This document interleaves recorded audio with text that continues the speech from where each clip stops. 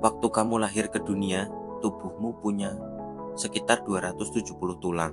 Tapi sekarang, sebagai orang dewasa, kamu cuma punya ke 206. Kemana perginya puluhan tulang itu? Apa benar kita kehilangan bagian tubuh? Atau ada sesuatu yang lebih ajaib terjadi? Tubuh manusia itu bukan seperti robot yang dirakit dengan baut dan besi. Ia berubah, berevolusi, dan menyesuaikan diri. Saat kita bayi, banyak tulang kita belum menyatu. Karena itu kita lebih lentur, fleksibel, dan sangat rapuh.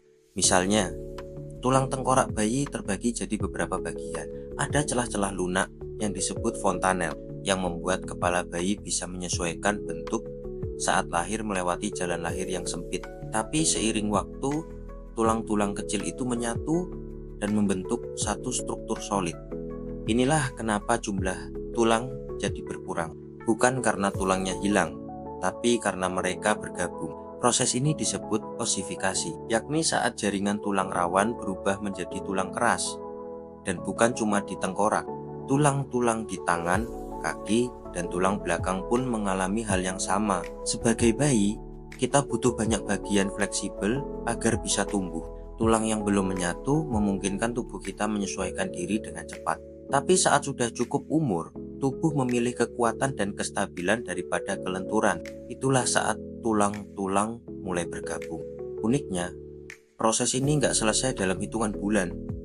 Butuh waktu bertahun-tahun. Beberapa tulang menyatu di usia 2 tahun, beberapa lain baru selesai menyatu saat kita remaja, bahkan hingga usia 25 tahun.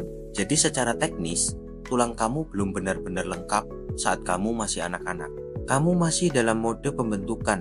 Dan fakta menarik lainnya, manusia adalah satu dari sedikit makhluk yang mengalami perubahan jumlah tulang sepanjang hidup. Sebagian besar hewan lahir dengan jumlah tulang tetap.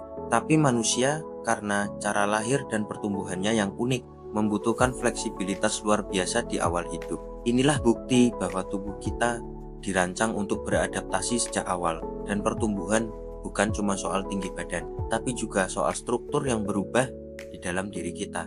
Jadi, kalau kamu pernah merasa nggak banyak berubah sejak kecil, ingat, tulang di tubuhmu sudah berubah bentuk, menyatu, dan membentuk siapa kamu hari ini.